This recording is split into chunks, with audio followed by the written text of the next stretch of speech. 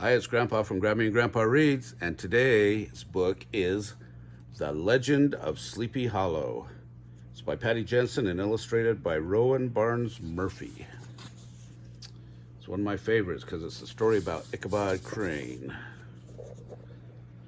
The Ichabod Crane in this tall tale is a pretend person, but may have been a real Ichabod Crane who lived on the banks of the Hudson River long ago.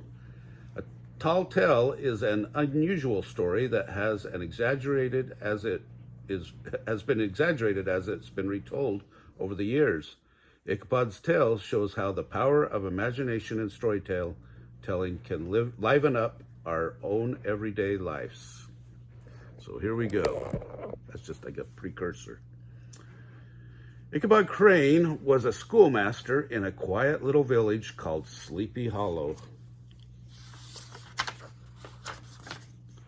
Sleepy Hollow lay in a peaceful valley near the Hudson River. Nothing much ever happened in Sleepy Hollow. Every day was just like the one before it. Ichabod boarded with different families in Sleepy Hollow. He lived a week at one house and then a week at another. At every house, Ichabod would hear the story of a mysterious rider who roamed the woods at night on a fast, dark horse. This story scared Ichabod. Why? Because the rider had no head. The story said that this rider had been a soldier in the Revolutionary War. His head had been shot off by a cannonball and his body was buried in a church graveyard. At night, his ghost rode through the woods looking for his missing head. Ooh. Spooky. Would that freak you out if you saw that? Every time Ichabod heard the story, he would lay awake trembling all night long. But the people of Sleepy Hollow loved to tell the tale of the Headless Horseman. There was one place where Ichabod did not mind hearing the story. That was at the Van Tassel farm, the home of the richest family in Sleepy Hollow. Ichabod was in love with Katrina Van Tassel, a beautiful young woman who took singing lessons from him. Whenever the tale of the Headless Horseman was told at the Van Tassel farm, Ichabod was too busy gazing at Katrina to listen. Ichabod dreamed about all the money he would have if he and Katrina got married. The only problem was that Katrina had another beau.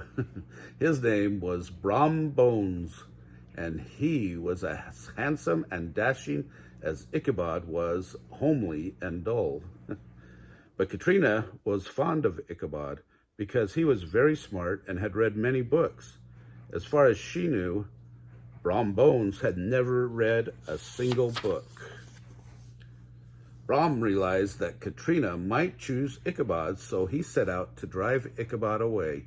The first thing he did was to stuff up the chimney in the house where Ichabod was giving singing lessons.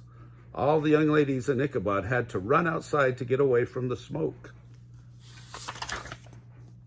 The next thing Brom did was to spill all the inkwells and turn over all the desks at the school. "You should fight Brom and put a stop to his tricks," Katrina told Ichabod. But Ichabod was too frightened of Brom to fight him.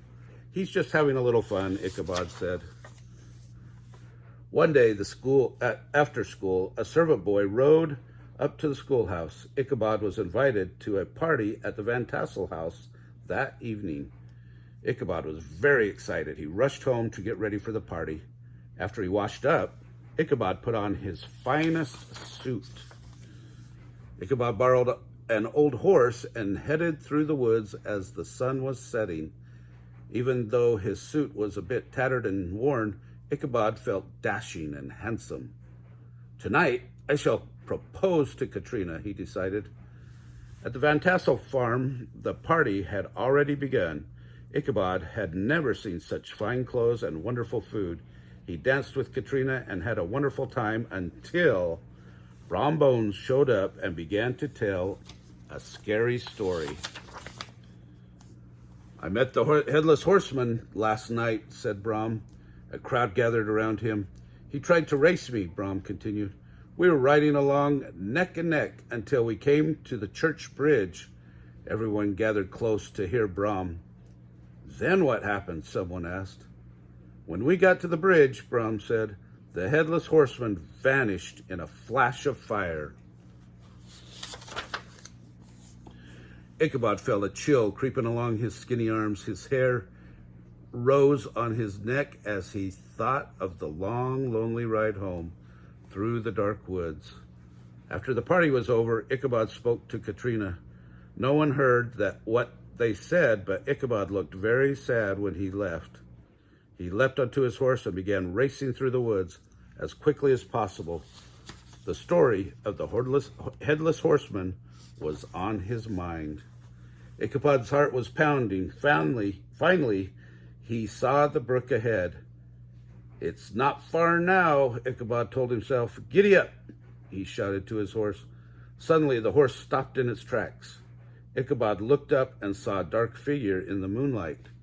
Who's there? He called, terrified. Who's there? The figure came closer and closer. Ichabod could see that it was a headless rider, and he was carrying his own head in front of him. Ichabod screamed and dug his heels into his horse. With a great leap, the horse began racing towards the church bridge. If only I can make it to the bridge, Ichabod thought. Then the rider will vanish into flames. But when Ichabod reached the bridge, the rider was right behind him. He didn't vanish in a flash of fire. Then, before Ichabod had a moment to think, the rider threw his head at the terrified schoolmaster. The next morning, Ichabod's hat was found lying on the church bridge next to a smashed pumpkin. But Ichabod Crane was never heard from or seen again. Some people say that the headless horseman caught him to borrow his head. They say you can sometimes hear a strange moaning sound by the churchyard. But if you ask Brom Bones what happened to Ichabod Crane, the only answer you'll get is a smile. What do you guys think? Do you think he tricked Ichabod and scared him away? That's what I think. He dressed up as the headless horseman that night. Anyway, if you like this story, give us a big thumbs up. Hit the like button down below. Subscribe to our channel.